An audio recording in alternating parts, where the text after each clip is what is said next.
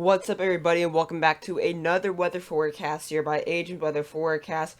And before we actually get into the update on Tropical Storm Elsa, I do want to apologize for not posting for the past 2 days. Not only have I been very busy, it just between family, and since 4th of July was coming up, we had a lot of plans, so I really do apologize. I was gonna try my best to upload, but then things would pop up or whatever, things would come out early, or everything was just really a mess for the past 2 days. But now that kind of July 4th is already over, I hope you guys already enjoyed your July 4th. I hope you guys enjoyed it. But now that it's over, I can definitely have a more relaxed schedule.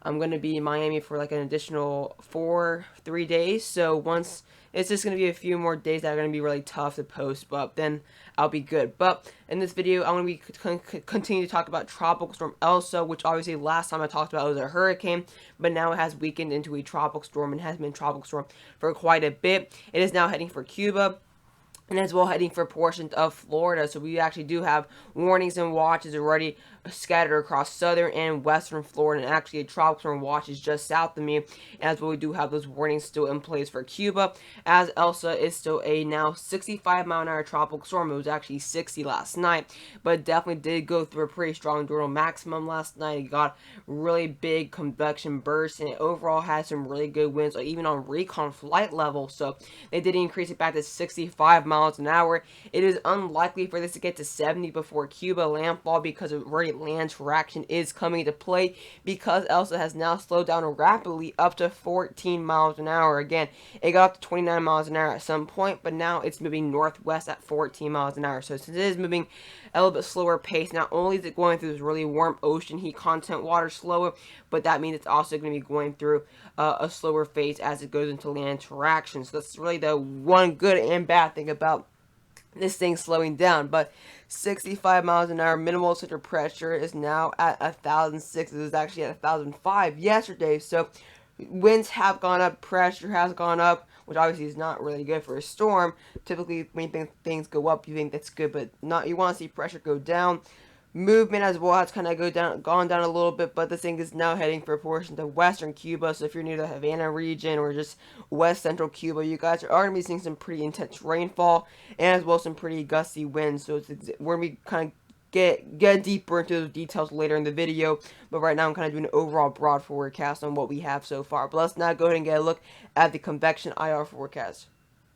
So here's a look now at the IR forecast on Tropical Storm Elsa. And this thing does have a ton of lightning, and it does have some really good amount of convection bursts near that low pressure. So we can kind of get a better idea of where this low pressure is, where we have that latest convection burst right there. Very intense lightning within this region. That's exactly where that low pressure is. The only bad thing is this thing has kind of lost its western quadrant. Really, you can kind of see it's now once again pretty darn lopsided. It looked pretty good at its peak when it was 85 miles an hour, but now that it's 65 miles an hour and has gone through some land interaction and all that, it has really lost a lot of structure. Obviously, it's gradually kind of looking a lot worse as we go on, but at this point, it's not looking as bad as it looked earlier yesterday. It does have some good amount of convection on those eastern quadrants, stretching from Cuba down to areas near Jamaica. Very intense lightning and thunderstorms. So overall, there is some strong thunderstorms within and embedded within this tropical storm, getting up to around -70 to even -75 degrees Celsius cloud top. So overall, we do have the conditions, and we will see how the storm gradually goes on. It looks really good last night, though, but overall, throughout much of the day yesterday, it looked like complete trash. But it is getting there. Again, it has strength at the 5 miles an hour additional compared to last night. But the National Hurricane Center does doubt this will get to 70, and actually the National Hurricane Center wants us to weaken back to 60 before the Cuba landfall. So we will kind of see how that plays out, but still some very intense lightning that we obviously did not have when this thing was first 65 miles an hour in the first ever advisories. But now this thing's looking, it's not looking bad, but it's not looking great. I mean, it's looking like a typical kind of lopsided tropical storm at this point. Here's a look now at the 11 a.m. update advisory, and here's a look at the cone forecast timing and as well overall warnings. So we do have those tropical storm warnings all the way from Big Bend, Florida to portions of Cuba. So western Cuba is still under tropical storm warnings, including Havana. So they do expect it to continue to bring those tropical storm winds. So that low pressure is just to the south of Cuba. So this thing will most likely make landfall in Cuba by around 5 o'clock, since it hasn't really slowed down. So about that 5 o'clock advisory is when I expect it to make landfall in Cuba. We still have those tropical storm warnings, and those warnings go all the way from Key West and areas in the Keys in Florida, all the way up near Naples. Tampa Bay is now under a tropical storm warning, and that goes all the way up to Big Bend, Florida. And as well, we do have some tropical storm watches for areas just to the south of Tallahassee and portions of Apalachicola. And then we do still have some tropical storm watches just south of Homestead, including portions of Key Largo. So they do have this going to the north central, aiming for portions of Big Bend, and then it takes a northeastern turn just last minute, kind of taking it towards Tallahassee, Gainesville, Florida, and then they have it going to a tropical depression as it weakens over land, but it will be going close to Savannah, Georgia. Will kind of be close to Charleston as well, so it really won't be deep into the actual southeast. And then the National Hurricane wants us to kind of come off the coast, kind of like what Claudette did. It kind of came off the coast of the Northern Carolina region. It's exactly what the National Hurricane wants Elsa to do, kind of come out of the coast near Virginia and North Carolina border, and then reform into another tropical storm as it goes into the very warm Gulf Stream, going up the east coast, northwest Atlantic, and then becoming post-tropical by the time it gets near Nova Scotia. Let's not go ahead and look at the actual kind of wind speed forecast. So this is again at the 11 a.m. update. So 65 miles an hour, moving northwest at 14 miles an hour. So the National wants us to be at 60 miles an hour by this evening, weakening before landfall. And then obviously this western Cuba is so darn thin, it shouldn't weaken more than 5 miles an hour. And then obviously with the very warm, very warm and favorable eastern Gulf of Mexico waters, obviously very little shear, big moisture bubble, and overall very warm SSTs up to around 30 degrees Celsius. It's bound for this storm to regain strength up to 65 miles an hour. Obviously, much of southern Florida is no longer in the cone, including Naples, Miami, Key West, because we kind of have a better idea. This thing's going to be pretty far off the coast of areas like Miami and Naples, and it's going to be kind of heading for areas like, I believe it's called Cedar Key. As well, Tampa's kind of around the edge of that cone, but they are still under tropical storm warning because obviously the eastern quadrant does have the biggest kind of expansion wind field wise. So either way, Tampa will be getting some pretty decent winds, and that's going to be weakening to 35 miles an hour at the depression over Savannah and portions of South Carolina, and then it comes back up to 45 miles an hour up the east coast. So let's actually get a look here at the history of tropical storm, which was obviously a hurricane at some point, Elsa. So obviously we kind of saw our first winds, tropical storm winds, far into the western MDR, and then we saw RI, which was rapidly intensified 35 miles an hour in 24 hours and became an unexpected hurricane for portions of Barbados. Obviously, we did see those hurricane force winds right before the Barbados landfall, as well as some very gusty winds. But look at that wind field tropical storm wise all the way from the northern Western Antilles down to the southern Western Antilles. So this was a pretty large wind field, tropical storm wise, but a very small hurricane wind field. So you kind of have to be right dead center on the exact path that gave those hurricane winds sustained. But obviously areas outside of that sustained winds did get hurricane gusts, such as Barbados got up to 85 mile an hour wind gusts. So the thing was definitely pretty intense. It got to its peak around 85 miles an hour just after the actual Western Antilles landfall, and then weakened right as it got close to Hispaniola. But we have had these tropical storm winds all the way from Cuba, Jamaica to the western MDR. So this thing has definitely been a pretty long track system. Let's not go and look at the expected peak storm surge graphical forecast. So we actually do have anywhere from 1 to 2 feet storm surge from Dry Tortugas, which is obviously right outside of the farthest keys there. So Dry Tortugas to areas like Ocean Reef near Key Largo, we have up to 1 to 2 foot storm surge expected. And obviously then closer to the Naples region near Bonita Beach and all the way down to areas like the southwestern Everglades, we do have 1 to 3 foot storm surge. They will be closer to the actual intense storm. Because the thing is, it's going to gradually get closer to Florida the further west you are. So it's going to be pretty far off from Tortugas, and it's going to gradually get closer. It's going to gradually get closer, kind of skinning the western coast at this point near Tampa. It's going to start skinning the coast this way. But this area is going to kind of get the other winds, kind of the eastern quadrant wise, but mainly going to be the gusts. So although Although this thing's not going to be too close to the actual Bonita Beach region, and even Tortugas, we're going to be seeing some decent storms anywhere from 1 to 2 feet to 1 to 3 feet because of that kind of clockwise spin, which would bring in those really intense waves, obviously, for the Florida coast. So that's exactly what we'll be seeing. And then our peak storm surge, our highest number is going to be from areas near the, let's see here, Oconee River, which is down into portions of the Big Bend, all the way up to Bonita Beach. We see up to 2 to 4 foot storm surge. So we're seeing the 4-foot storm surge as our peak, and 4-foot storm surge is definitely, it's not deadly, but it's definitely a pretty significant storm surge considering it's going to be a tropical storm.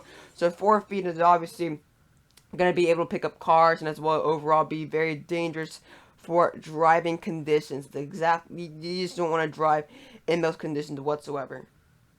Let's now go ahead and get a look here at the 60 GFS forecast. So there they have it, up to 1,006 millibars, which is what the National Hurricane Center wants to have at 1,006 millibars. And then the GFS actually wants to take this strengthening instead of weakening before the Cuba landfall, getting up to 999 millibars, which is a pretty big jump compared to 1,006 millibars. And then it has it making landfall for western Cuba at 999 millibars. And obviously, due to the region with the higher mountains and overall still being land, the GFS is expected to weaken up to 1,002 millibars after the Cuba landfall, and then once it goes into the really warm Gulf waters, it does strengthen up to 998 millibars. You can kind of see it's still pretty far off from Key West and Tortugas, but it's still going to creep its way closer as it gets closer to Tampa Bay, but going to be a lot weaker, possibly either due to shear or due to land interaction, or either both, and they're going to be making landfall at around 1,004 millibars for portions near Cedar Key and western Florida, and the Big Bend region, obviously, but that's kind of what the GFS wants to have.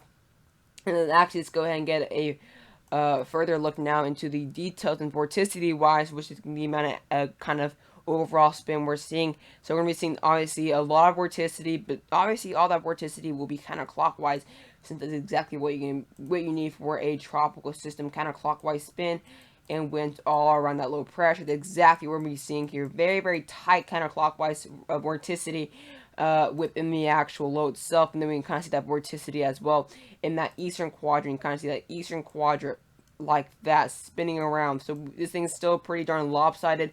Does not really have any western quadrant at all. The eastern quadrant is definitely the most intense and better organized portion. And then it's going to go through Cuba. That vorticity signature is still very, very tight and strong. And then it continues to get quite larger. And actually, it looks like this will have much better structure western quadrant-wise by the time it gets towards Florida. So it does have a lot more time to get better organized. Obviously, it's going to be pretty disorganized as it gets closer to Cuba and during the actual Cuba landfall. But it should look a lot better after the Cuba landfall later today, and by the next 24 hours to 30 hours, this thing should definitely look a lot better, and maybe have a western quadrant, which it did have obviously when it was a hurricane. But let's actually go ahead and look at what the European wants to have vorticity wise.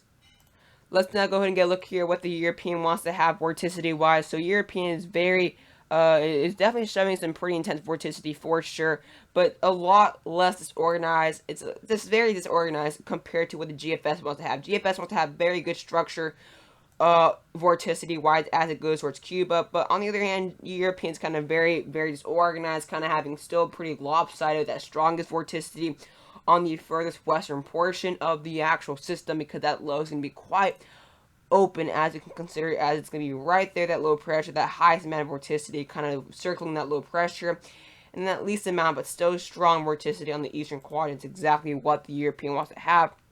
But it does get us to act together maybe a little bit just before landfall, kind of a little bit more circular, a little bit more just structure. The structure's going to be a lot better. The thing is, the European actually wants to have this reform. The GFS does not want to have reform, but the European wants to have this system reformed, just like the National Hurricane Center is predicting. So let's not go and get a look. You can kind of see the European. It can be showing this going straight through a portion of the Carolinas, and obviously it's still kind of far out to get a better idea, since the European here only goes 90 hours out, but the European wants to show some really, really strong vorticity going up the Northwest Atlantic. So since the weather models or the weather bells European only goes 90 hours out, I'll be showing you guys vorticity on the tropical tippets, the European, which goes 240 hours out. So you see some very intense, obviously, the European on tropical tippets has a lot more organized structure, vorticity-wise, and actually has a lot better structure, including the western quadrant. The weather belt is a little bit more disorganized, so it looks like the tropical tippets European is really showing this being quite organized as well, kind of being similar to the GFS, but you can kind of see the European wants to have this reform actually off the East Coast. You can kind of see it very, very similar to the National Hurricane. Look at that, very intense vorticity signature. At this point, it will be following the Gulf Stream and jet stream, so it will gain some pretty strong winds. However, going to be moving quite quickly towards Nova Scotia. But the Europeans really seeing this being quite intense, and it's exactly what we typically see with the Gulf Stream. Some storms can get quite intense. However, very, very lopsided and overall pretty looking, making it look like subtropical, if not anything extra tropical. But overall, European really wants this to reform off the East Coast, just like the GFS. Just like the National Center. The GFS does not want this to reform. However, the 12Z GFS is coming out at this point. So we can get a look here what the GFS 12Z wants to have vorticity-wise. So you can kind of see as well, GFS is still getting up towards the Tampa Bay region. But I do doubt GFS will be following the European until it gets a lot closer. Let's now go get a look here at the wind speed forecast. So the GFS is becoming a little bit more similar to the actual National Hurricane Center. It has it at 60 miles an hour just before a landfall. So you can kind of see, although pressure can be a lot lower, the winds are kind of forecasted just like the GFS. So, or just like the National Hurricane Center. So National Hurricane Center wants a 60 mile an hour landfall for Cuba, and that's basically what the GFS is showing. However, GFS is want a lot lower pressure, getting up to 999 millibars. So they want to have it getting a lot more organized, which I just don't see that happening. I can maybe see 1,005 millibars, but I don't see it getting any lower than that. But then GFS gets it up to 67 miles an hour, which is obviously a lot different than the National Hurricane Center. And then kind of get, once they pass the Cuba region, the GFS becomes a lot more reasonable and actually similar to the National Hurricane Center. But the GFS, for some reason, wants this thing getting stronger and better organized before the Cuba landfall, which I just don't think. Not only is it very unreasonable considering the geography, but overall the timing is just not favoring this thing to get better like that. But overall, the GFS has had this, obviously, at the National Hurricane Center, kind of getting its gradually getting a lot better once it recovers from that Cuba landfall within the Gulf of Mexico waters, getting it up to around 61 miles an hour, and actually bringing in sustained winds of up to 40 miles an hour sustained for a portion of Key West. So we're still going to be seeing some tropical storm, maybe up to 40 plus mile an hour gusts. So we're maybe talking tropical storm mile an hour gusts, but it looks like sustained winds wise, it will kind of maybe stay just under tropical storm winds, obviously. However, if we go closer to by the time this low pressure gets closer to Key West, we are talking about tropical storm winds sustained, getting up to maybe 45 to 50 miles an hour sustained for Tortugas and Key West. So we're still talking about some gusty winds and sustained winds as well. So overall, we're going to be seeing some minor impacts, and that's exactly why we're talking about 1 to 2 foot storms, which because of that kind of clockwise spin, those really strong winds kind of going kind of clockwise, bringing in those larger waves towards the Florida coast, allowing for that storm surge. But it's still going to be quite minimal, since it will still be recovering from Cuba at that point. But we're going to be seeing those higher storm surge numbers near Tampa Bay, because at that point it will be stronger and overall a lot closer to the coast. But GFS still kind of backing off until by the time it gets a Big Bend, and then the GFS one that kind of have it getting up to 50 to 60 miles an hour. But overall, the GFS is quite similar to the National Hurricane Center. Let's now go ahead and get a look at the European 10-meter winds miles an hour. So obviously the European kind of wants to have this a lot weaker than the GFS and overall National Hurricane Center. They kind of want to have it fall apart and be very disorganized before Cuba. They only have it up to around 39 miles an hour, which is obviously not where this thing's at whatsoever. But then you kind of have it strengthened just a little bit, only still 44 miles an hour, which is definitely not even close to what the storm is going to be by the time it gets to the landfall. But let's not go ahead and get a look here at the future forecast, so you can kind of see they have it really weakening because of landfall. Very weak. We're talking tropical depression winds, which we obviously know won't happen. This thing won't weaken to a tropical depression because of the Cuban landfall. And then the European ones, they have it getting a lot stronger though, 54 miles an hour. So it's kind of at this point becoming very similar to the GFS. So it kind of starts off very weak and disorganized, but then the European kind of has this really getting strength, a lot of strength actually in the Gulf of Mexico, now getting it up to around nearly 60 miles an hour. So it kind of goes from 35 to 38 after Cuba landfall to around 60, and then it gets up to 67 miles an hour. So the European really wants to get a ton of strength in the eastern Gulf of Mexico and getting its peak here up to 72 miles an hour. So even though the European strength is being very, very weak right now, and even for the next few hours, the European goes almost wrap into the vacation mode, getting this up to 72 miles an hour, and then it kind of gets it towards a similar GFS approach, kind of maybe a 50 to 55 mile an hour, which probably 55 miles an hour isn't possible when you look at the National Hurricane Center, but anywhere from 50 to 55 miles an hour for portions of Florida. But the Europeans definitely bring a lot less winds for Key West, maybe 38 miles an hour sustained. And that's going to be really it, but we're going to be seeing maybe some gusty winds there for portions of Cedar Key. But even the Europeans not bring that strong gusts for Tampa Bay or that region. But hope you guys enjoyed the video, and I'll see you guys later.